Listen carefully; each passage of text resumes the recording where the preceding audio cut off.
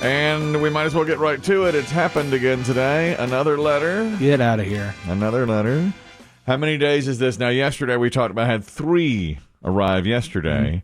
You open the letter, comes through the mail, and once again, the word F-A-R-T printed on a piece of typing paper. And this time, as you can see, it's different. It's got... It's like a ransom note. From different fonts. Yes, it's made to look like it a was ransom letter. Cut out of a magazine, right? And it just says F-A-R-T. And it's driving me crazy. I can't make it stop. They come in from everywhere now. Any clues on the envelope, Kelly? No, this one is postmarked Charlotte, North Carolina. It has a different stamp than the others had, and the address is handwritten, but it's a different handwriting than the others. And some are typed and some are handwritten. I don't know if they're copycat criminals out there. I don't know, but I can tell you right now, I'm not going to stand for it. You know, if memory serves, from some old, I guess, television detective shows, what they would be able to do is look at the paper itself, see where the paper, see the similarities in like the weave of the paper itself. Was it all bought at the same place? Where was it bought? They do that a lot on these things. Where was it bought? And this one, not all of them have been done like this, but this one was addressed upside down. So the envelope is upside down to how it was addressed. And that has been a telltale with like 2 of the 6 or 7 letters that I've gotten now. You know what else? If we had the resources, you might be able to check the envelope seal, see if there's DNA. The licking of the envelope. The licking. They tried that with the Zodiac killer. They went back to see once DNA became a thing, and it wasn't the person they thought it was. At least his DNA wasn't it was somebody else's DNA they didn't know on the envelope. You know what we did? This is sort of off the topic of the fart letters as the conspiracy grows. I hate that term. What else can you call it except Fartgate? I won't. I won't dignify. Look, we're about a day away from having its own special music on the news. I will not dignify. I don't know if BB Shea consumes news the way we do, but if the story gets big enough, it gets its own set of music. That's true. That's you know, right. it's sometimes it's somber. It's usually somber. Oh, it's almost always. It's in any kind of tragedy. The war in Ukraine got it after just the first couple of days. Now I think they've gone away from it. You know, you're right. You don't hear it first because I think they thought it was going to be a week-long event. So it's blah, blah, blah, and then go to Ukraine. Yes, it's close. It's close to getting that. I keep receiving these letters. But what I was saying about envelopes is that once I married my wife, we use glue sticks. We don't lick envelopes anymore. You refuse. Well, no, I think my wife refused, and then she sort of trained me to refuse to lick envelopes because I think she thought it was kind of gross. I mean, I grew up in the 60s. Everything we did was gross. Yeah, we licked. I'll lick a lot of things. We used public water fountains. Didn't care. You know, we barely washed hands. Yeah. That envelope glue tastes good, too. I don't mind that at all. I think it is. You know, BB Shea, and this is going to sound like an old man on his front porch. Glue was better in my day. I think it was delicious back in the old days. I mean, delicious.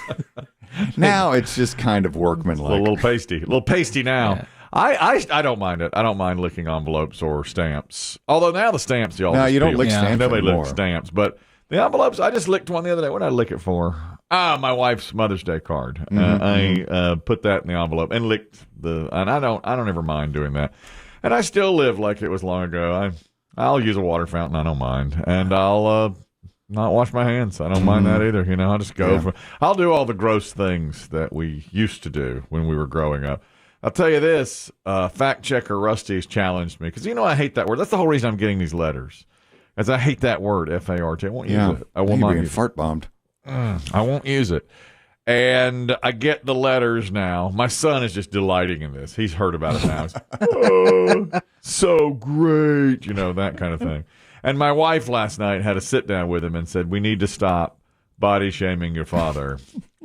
If you missed this episode with my 17-year-old son, the other night we had been arguing something, you know, all day he had been getting under my skin So I made him set the table, which he normally doesn't do for dinner. That's his sister's job. But I made him set the table. And I could see him laughing about something in there. I thought it was something else. You know, he was trying to stifle a laugh. And 15 minutes after he sets the table, we all sit down to eat. And I take out my napkin and tuck it into my shirt, as I always do. And the words "fat boy" were written on the napkin. And so I didn't even see it. And there I am with my knife and fork. And they're just dying laughing. And then his mother comes in. Who in the world? What's going on here? So yesterday, she called him over and said, I want to have a word with you about your body shaming of your father. And he's like, oh, it's so great. And she said, we're not going to do that anymore. He goes, Mom, sometimes you just can't hold it back. Sometimes it's just so natural, you know. He's like, I'll do my best, but, you know, if Chubbs over here is having a Cheeto, I'm going to say something. And oh, my word. Once again, I just were you in sat the room, there. Kelly, during the discussion? Yeah, Oh, that's just, even worse. Just sitting there and just crushing me on this. Do you know how bad it makes your father feel? Yeah, and then he's like, oh, he could take it. You know, he's thick. He could take in every way. He can, all of this. You can smell the M&Ms coming off of him. I just refuse. I just cannot believe these. Meanwhile, my daughter, she gets whatever she wants. I picked her up from school yesterday, and she said, can we stop for ice cream at this little place where you do the ice cream and all those sprinkles and stuff on top? And I was, no. And then we get beside it, and I just go ahead and pull right on in. It's like the car just drove itself into there. And she said, thank you, Daddy. And then she goes, and I said, now, I don't want you to get a huge thing of ice cream. Well, it cost me $8 by the time for one cup. She piles so much stuff on top of it. And then she had it eaten before we got home and put it in the trash can outside. She's learned from me. She put it in the trash can outside the house so that her mother would not. So there was only one order of ice cream? Well, I can't say that either, can I? I also put mine in the outdoor receptacle. I had a little bit as well. The other two members of the household got nothing. They don't even know we went. They never. Even with the tracking devices? Paid cash. But they track your phone. Yeah, she wasn't looking at that time. Surprisingly, she wasn't. And with the new phone, I don't think it's giving me some. Oh, the app hasn't transferred over. It hasn't transferred over quite yet. So that really worked to my advantage yesterday. Fact checker Rusty sent a story, an email, and said, "Does Chris Kelly dare approach this story?" And I wouldn't normally. It's about a Brazilian soccer player from the team's name is Lyon. And he was. Oh, he's playing in France. Okay, Brazilian. He's probably Brazilian, but he's playing in France. That's right. His name is Marcelo, and he's playing for Lyon in France. That makes sense. Well, following Lyon's 3-0 defeat at the hands of another team in your Angers, defeated them, Marcelo was caught laughing during Captain Lee Dubois' speech after the game. Apparently, he was giving a fire-up, let's get back together. So you know how they do after losing a game like that. The 34-year-old has been expelled from the team for laughing and continuously passing gas during the speech of the team captain. And team captain Leo Dubois said, Marcelo, if you fart one more time, you're off this team. And he's off the team. He kept on doing it. Apparently, he turned his butt toward Leo Dubois while he was giving the inspirational speech and just let go and let fly. And I said to Rusty, I can't support this. I can't support this kind of story. The contract at Lyon has been terminated. And so he is off the team. Wow. It's according to ESPN. I don't know much about soccer, but that's a dispute that I don't think he can go back. He's a locker room distraction. That's a locker room distraction, yeah. It sounds like he's your son of that club in Lyon. Apparently. He has. We need to do better. Oh! And then bam. And he refused to stop. He kept on passing gas in the locker room. And apparently this is not the first time he's done it. But when it was done during a pep talk, fire-up speech after a loss, they could take no more. That was it. I was about to do this is technology news now. BB Shea was just talking about this. The iPod Touch has come to an end, which ends all iPod production now. They'll sell the ones that are left, but it's over. The iPod line is gone. And I was ready to do that as the lead today. All the news is leading with it. And Chris Demm said, as it was on television, you see this BS bogus story about the iPod? So I quietly just crossed it out and said, that's it. No. There goes the A block. Yep, there goes the A. There goes the A block. Because the headline says, Apple to cease production of iPod. That's right. Which, I suppose is technically true, but they haven't made iPods for years. What they've stopped making is the iPod Touch, as Kelly, as you said. And what is that? It's almost like an iPhone. You can have other games and things on it. It just doesn't have a phone. I've seen For it. many young Americans, that was their first Apple product. You can listen to music. Yeah. You can still play games. No phone. But I don't think you can get on the internet. It's like it's not a pure phone. And why do you think they've stopped making it? Wouldn't that be perfect for like an 8-year-old? Isn't that a perfect thing for them? Yeah. It is. But nobody owns music anymore. Yeah. That's why. Oh, that's why. But I suppose you could put Apple Music on it. Yeah, yeah, you can, and you can go on the internet with it. Yeah, you can do everything except make phone calls. Okay, so it's not a phone. Okay, no texting, no. No, I'm sure there are apps you can use. You can probably to text, Apple Message. But it's just like a phone without a phone. Yeah, yeah. So I guess. To me, it only has a short shelf life for age like 8 to 12. Yeah. And then the 12-year-old gets the phone. Mm-hmm. Maybe parents just turned away from it and said, forget it. We'll just let them borrow our phone if we want to. Yeah. But I don't know. Maybe kids that age don't care that much about having a device or use the iPad. Probably, a lot of people now have the iPad. Mm-hmm. They just give their kids. Yeah, for little kids, it's easier to handle. Well, for whatever, that's done. That's it. And that's it. That's it for all iPods. And I was ready with it and had it. I was trying to study up. Of course, I never bought. I don't care anything about music, as you know, so I never bought any of those devices. Mm-hmm. I know Chris Demm had a bunch of them. I have 3, but one's got that cracked screen. That's right. So I was brushing up on it, polishing up my stats on the iPod, and Chris Demm said, "Look at these idiots! Look at these idiots! Look at these morons! Led around by the nose, talking about what's going on. They don't even know. They didn't even read the story." So I took a line and just went right through it. Tell you what, Shea passed another test today.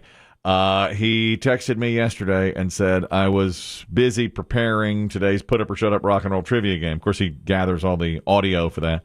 And he said there are only 9 questions on the game instead of the usual 10. I did that intentionally.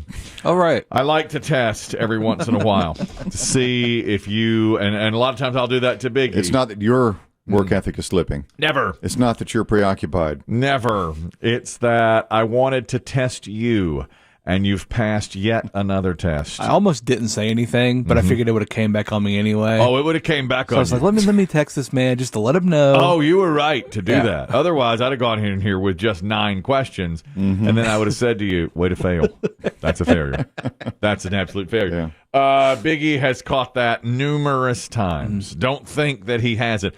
And he was just like you, in the same boat. The first time it happened, he thought, should I tell him? Because I get very angry. I would blame you, of course. Right. You don't believe the accusation at first. If I had known you longer, if you weren't just here for a short time, I would blame you.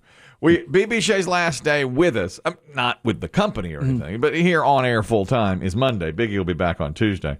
And we were in a meeting yesterday and had a long discussion about how few people believe us when we say that. Yeah. It's amazing.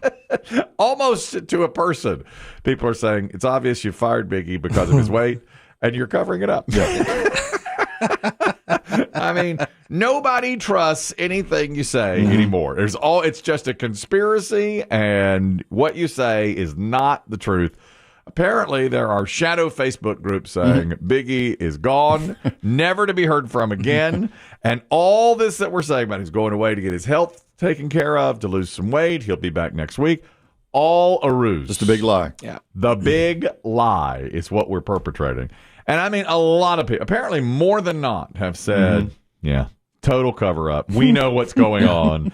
I guess, now it's like there have been so many ruses or whatnot that now nobody believes anything. I mean, anything can be said, and it's a cover up. It's we're so untrusting now of anything the way it goes. He's due to be back next week. Yeah. Now, if for some reason he doesn't come back on Tuesday, which he told me, I texted him, say, "You sure you're coming back on Tuesday?" He said, "Yeah, air it." I'll believe it when I see it. That's right. But I do know that he is coming back. Yeah. Oh, yes. And we thank BB Shea for what he's done. But he is out of his facility on Sunday. That's his last day. He said, give me Monday to travel. I'll be back on Tuesday. I said to Biggie, I'm going with this. I said, I'm leading with this. He said, book it. Now, if he doesn't come back on Tuesday, look who's the liar. Yeah, it's going to look bad. Well, of course it looks bad. Then it's like, they got to We knew it. We knew it. Now you got to come up with a new now lie. we got to come up with a new lie for why he's not there.